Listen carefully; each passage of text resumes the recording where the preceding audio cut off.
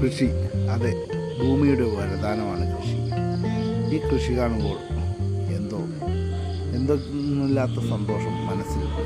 നമ്മൾ നേരെ കാണുന്നത് കോളിഫ്ലവർ കൃഷി ചെയ്യുന്നതാണ്. ഇവിടെ കൃഷി ഇന്നും അവരെ കണ്ണിലെ കൃഷ്ണമണി പോലെ കാത്തു സൂക്ഷിക്കുന്നു.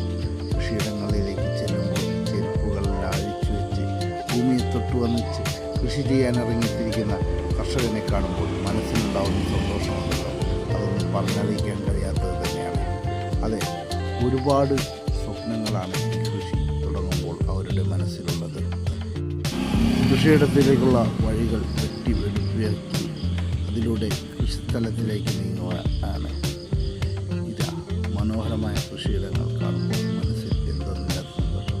ഈ കാണുന്നത് അവക്കാട, അതായത് നമ്മൾ ബട്ടർ എന്ന് വിളിക്കില്ലേ, ആ ബട്ടറിൻ്റെ മരമാണ് ഈ കാണുന്നത്. ഇതിൽ നിറയെ കൈകളുണ്ട്. കൊച്ച് ബട്ടറുണ്ട്. ഇവിടെ ഇത് നിറയെ ഉണ്ട്. ഈ കൃഷി സ്ഥലങ്ങളിൽ നോക്കിയാലും ബട്ടർ, എവിടെ നോക്കിയാലും ബട്ടറുണ്ട്. മറ്റു ഒട്ടനവധി കൃഷികളുള്ള സ്ഥലമാണ്. കടുക്, ജീരകം.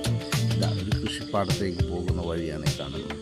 ഇത് കണ്ടോ, അവർ ഈ വഴി ചുറ്റും പുല്ലും കാടും എല്ലാം അതേപോലെ തന്നെ സംരക്ഷിച്ചാണ് ഇവരുടെ കൃഷി ചെയ്യുന്നത്.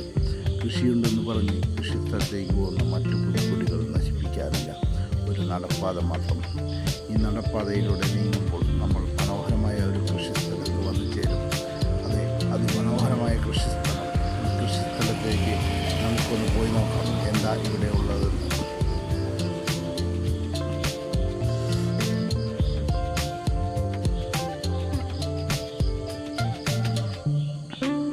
ഇത് ഒരു തരം പ്രത്യേക ഫ്രൂട്ടാണ്. ഇതിൻ്റെ പേരെന്താണെന്ന് അറിയില്ല, പക്ഷേ ഇത് നല്ല ടേസ്റ്റാണ് കഴിക്കാൻ. ഞങ്ങൾ 2-3 പൊട്ടിച്ച് കഴിക്കുന്നത്. കൃഷിസ്ഥലത്തേക്ക് വീണ്ടും പോവുകയാണ്. മനോഹരമായ കാടുകളിലൂടെ നടന്നു നീങ്ങുമ്പോൾ തന്നെ മനസ്സിൽ എന്തോ ഒരു സന്തോഷം. അതെ, അത് പറഞ്ഞറിയിക്കാൻ കഴിയാത്തൊരു സന്തോഷമാണ്. പുൽക്കൊടികളും പുൽനാമ്പുകളും തഴുകി കൃഷിസ്ഥലത്തേക്കുള്ള യാത്ര. ഇത് വിജനമായ ഒരു കാടിൻ്റെ നടുക്കാണ് കൃഷി. ഇത് വേറെ എവിടെയല്ല, മൂന്നാറിൽ വട്ടവട എന്ന സ്ഥലത്താണ്. വട്ടവടയിൽ പോയാൽ ആർക്കും കാണാൻ കഴിയുന്നതാണ്. ഇതാ ഒരു കൊച്ചു പാലം ഉണ്ടാക്കിയിട്ടിരിക്കുന്നത് ചെറിയ തോടിനെ കവർ ചെയ്തു പോകാൻ വേണ്ടിയാണ്. മനോഹരമായ ഈ സ്ഥലങ്ങൾ കാണുമ്പോൾ മനസ്സില്ലാത്ത സന്തോഷമാണ്.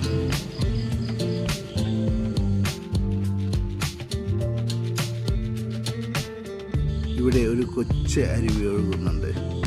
ഇത്ര വലിയ മഴ പെയ്തിട്ട് പോലും ഈ അരുവിയിൽ വെള്ളമില്ല എന്ന് വിചാരിക്കേണ്ട. തൊട്ടപ്പുറത്ത് മഴ പെയ്യുമ്പോൾ മലമുകളിൽ നിന്ന് വെള്ളമെത്തിക്കാനാണ് ഈ